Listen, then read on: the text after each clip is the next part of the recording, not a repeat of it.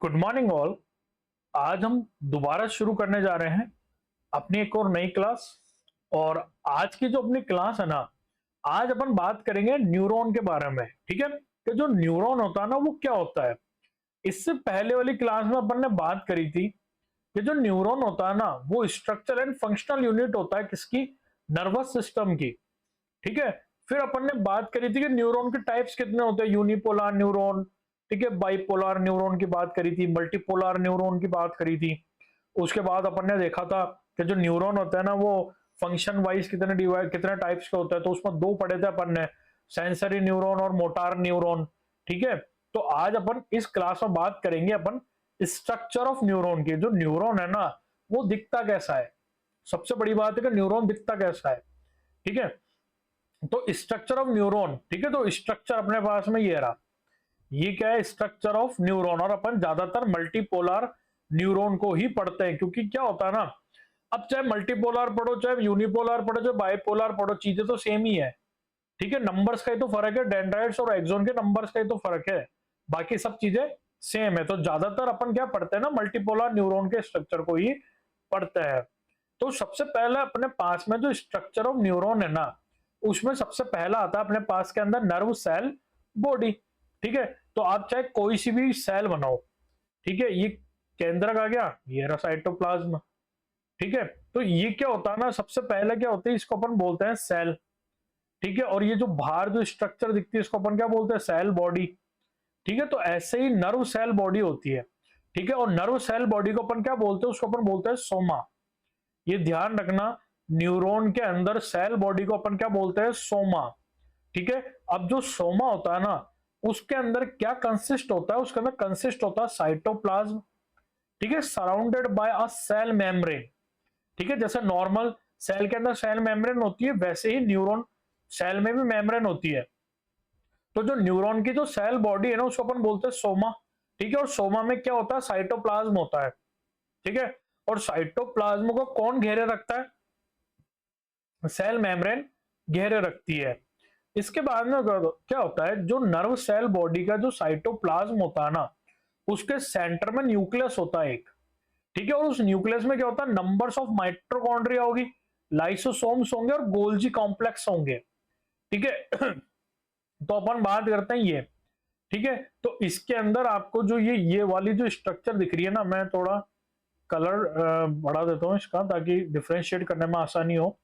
ये देखो, ये ये जो मैंने व्हाइट कलर से उसको डिफ्रेंशिएट कर दिया ना, तो ये जो है ना ये क्या है अपने पास के अंदर, ये है अपने पास के अंदर सेल बॉडी, जिसको अपन ने क्या नाम दिया, इसको अपन ने नाम दिया सोमा। ठीक है, क्या नाम दिया, सोमा नाम दिया। अब इसके बीच में देखो, ये मैं व्हाइट कलर के जिसको हाईलाइट कर दिया ना मैंने, मतलब ढक दिया, ये क्या है, ये है अपने पास के अंदर न्यूक्लियस। ये है न्यूक्लियस। ठीक है, और ये साइड में क्या है, साइटोप्लाज्म भरा हुआ है ना। तो ये थे अपने पास के अंदर पहला नर्व सेल बॉडी। और आप इसको ऐसे भी देख सकते हो, जो बाहर व्हाइट कलर की जो मैंने आउटलाइन बनाई ना, ये क्या है, ये है अपने पास के अंदर सेल मेम्ब्रेन। ठीक है, अब आपको यहां पर एक चीज ध्यान रखनी है जो बहुत ही इंपॉर्टेंट है, cell body of neuron, cell body of neuron form the grey matter of the nervous system. ठीक है, अपने नर्वस सिस्टम में दो टाइप की मैटर होती है। ठीक है, दो टाइप की मैटर होती है, एक होता है ग्रे मैटर, एक तो क्या हो गई, एक तो हो गई अपने पास के अंदर ग्रे मैटर, एक होती है अपने पास के अंदर व्हाइट मैटर। ठीक है, अब जो ग्रे मैटर है ना उसका निर्माण कौन करता है, कौन करता है फॉर्मेशन ग्रे मैटर का, cell membrane, sorry cell bodies. ठीक है, मतलब जो सोमा वाला जो पार्ट है ना वो किसको बनाएगा, ग्रे मैटर को बनाएगा। और जो एक्सोन और डेंड्रोन है ना, या मान लो एक्सोन है ना, वो किसको बनाएंगे, वो बनाएंगे व्हाइट मैटर को। ठीक है, आपको एक और चीज यहां पर ध्यान रखनी है, group of cells, group of cell bodies are called nuclei in the central nervous system. ठीक है, and group of cell bodies, ठीक है, are called ganglia in the peripheral nervous system. कैसे, देखो, अगर अपन इसको समझना चाहे ना, तो ये एक न्यूरॉन आ गया, ये आ गया दूसरा न्यूरॉन, ये तीसरा न्यूरॉन, ये चौथा न्यूरॉन, ये पांचवा न्यूरॉन। तो ये जो ग्रुप ऑफ सेल बॉडीज है ना, इसको अपन सेंट्रल नर्वस सिस्टम, सीएनएस में तो अपन इसको क्या बोलेंगे, न्यूक्लियाई, ठीक है। और इस स्ट्रक्चर को अपन पेरिफेरल नर्वस सिस्टम में क्या बोलेंगे, गैंग्लियन, क्या बोलेंगे, गैंग्लिया, ठीक है, गैंग्लियन बोलेंगे, है ना। तो आपको ये ध्यान रखना है कि जो नर्वस सिस्टम है ना, उसका ग्रे मैटर किसने बनाया, सोमा ने बनाया। व्हाइट मैटर किसने बनाया, एक्सॉन ने बनाया, ठीक है। सेंट्रल नर्वस सिस्टम के अंदर सेल बॉडी से ग्रुप को क्या बोलेंगे, न्यूक्लियाई बोलेंगे। और पेरिफेरल नर्वस सिस्टम के अंदर सेल बॉडी से ग्रुप को क्या बोलेंगे, गैंग्लिया बोलेंगे। तो ये था अपने पास के अंदर पहला पार्ट जो कि था न्यूरॉन सेल बॉडी। अब आता है अपने पास में दूसरा स्ट्रक्चर जो कि होता है न्यूराइटिस, ठीक है। अब न्यूराइटिस किसको बोलेंगे, ये जो एक्सोन है, ठीक है, और जो ये डेंड्राइट्स है ना, इन दोनों को अपन क्या बोलते हैं, इन दोनों को अपन बोलते हैं न्यूराइटिस, ठीक है। The process arising from the cell body of a neuron are called neuritis.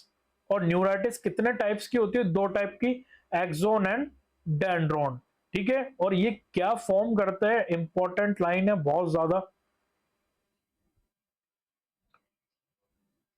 ये फॉर्म करते हैं white matter of nervous system. आपको ये लाइन ध्यान रखनी ही रखनी है कि जो ग्रे मैटर होता है ना, वो किससे बनता है, सोमा से बनता है। व्हाइट मैटर किससे बनता है, व्हाइट मैटर बनता है अपने न्यूराइटिस से, ठीक है।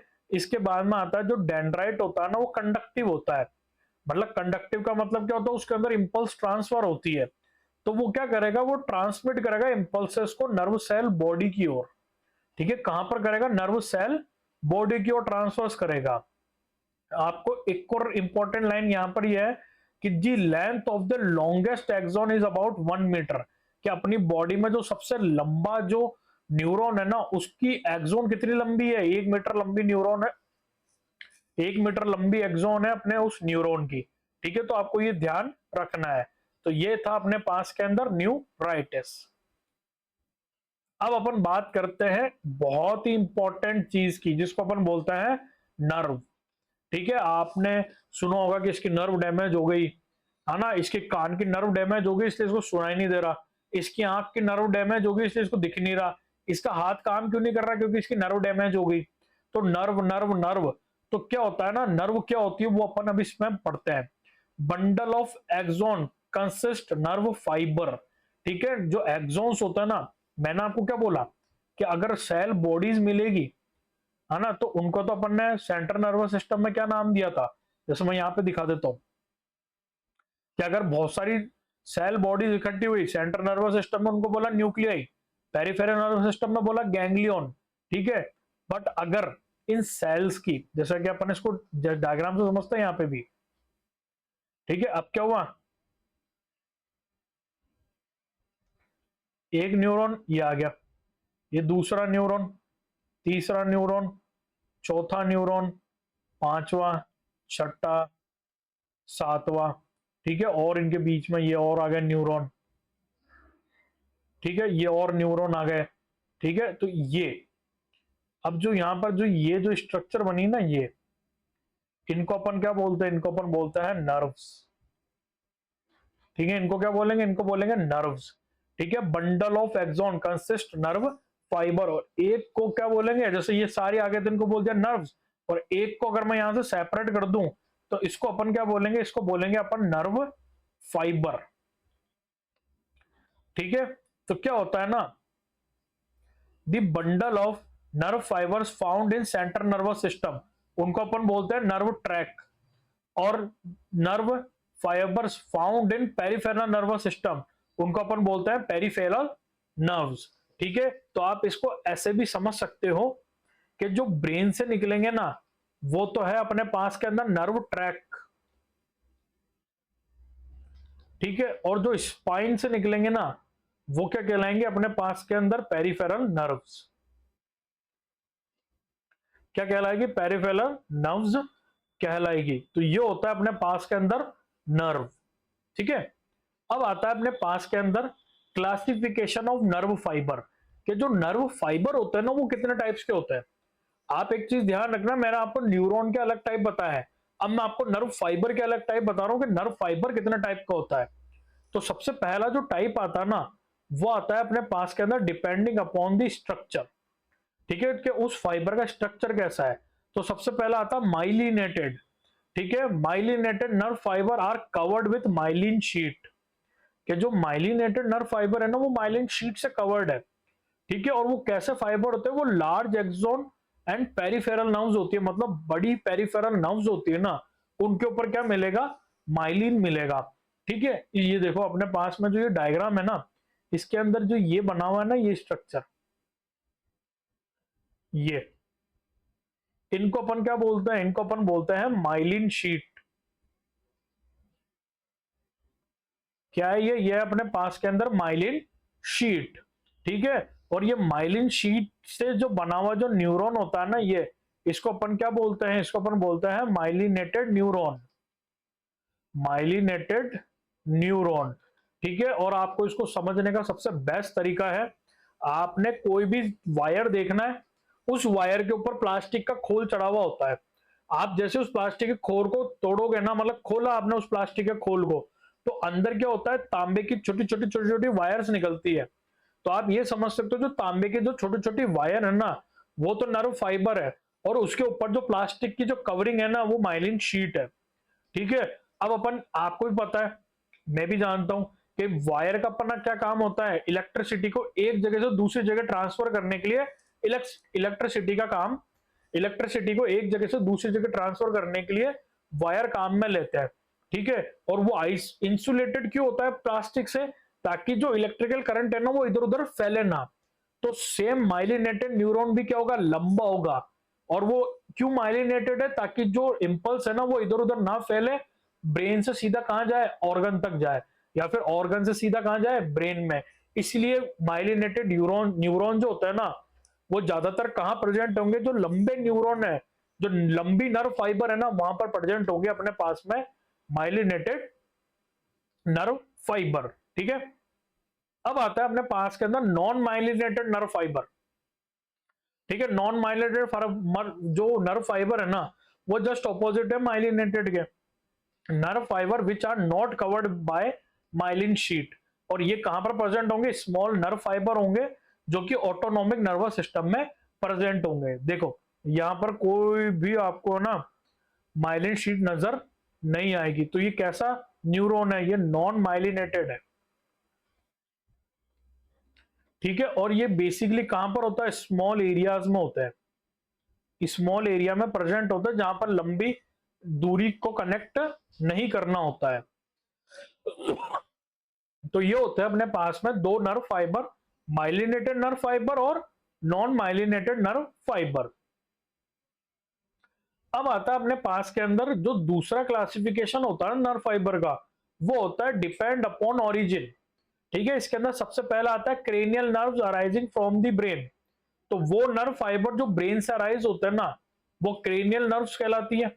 और spinal nerves arising from the spinal cord, वो नर्व फाइबर्स जो स्पाइनल कॉर्ड से निकलते हैं ना, वो स्पाइनल नर्व्स कहलाती है। तो ये था अपने पास के अंदर क्लासिफिकेशन किसका, myelinated nerve fibre, non myelinated, और क्रेनियल नर्व्स का और स्पाइनल नर्व्स का। अब अपन देखते हैं समरी के, अपन ने इस वीडियो में क्या क्या देखा। ठीक है, सबसे पहले अपन ने बात करी थी स्ट्रक्चर ऑफ न्यूरॉन की, स्ट्रक्चर ऑफ न्यूरॉन की, जिसमें अपन ने सबसे पहला पढ़ा था सोमा। ठीक है, दूसरा अपन ने पढ़ा था न्यूराइटिस। ठीक है, फिर अपन ने बात करी थी क्लासिफिकेशन, सॉरी तीसरी अपन ने जो बात करी थी ना, वो अपन ने बात करी थी नर्व फाइबर्स की या नर्व्स की। ठीक है, फिर उसके बाद में अपन ने क्लासिफिकेशन ऑफ नर्व देखा था, क्लासिफिकेशन ऑफ नर्व देखा था। ठीक है, जिसके अंदर अपन ने एक देखा था माइलिनेटेड, दूसरा अपन ने देखा था नॉन माइलिनेटेड। ठीक है, तो ये थी आज की अपनी क्लास, जो कि बेस्ड स्ट्रक्चर ऑफ न्यूरॉन की। ठीक है, और बेस थी अपने नर्व फाइबर्स के ऊपर। आई होप आपको मेरी क्लास अच्छी लगी होगी। लाइक करना, शेयर करना, उस क्लास को सबसे ज्यादा से ज्यादा शेयर करना और सब्सक्राइब करवाना मेरे चैनल को। और आपको ये वीडियो कैसी लगी वो मुझे जरूर बताना कमेंट सेक्शन के अंदर।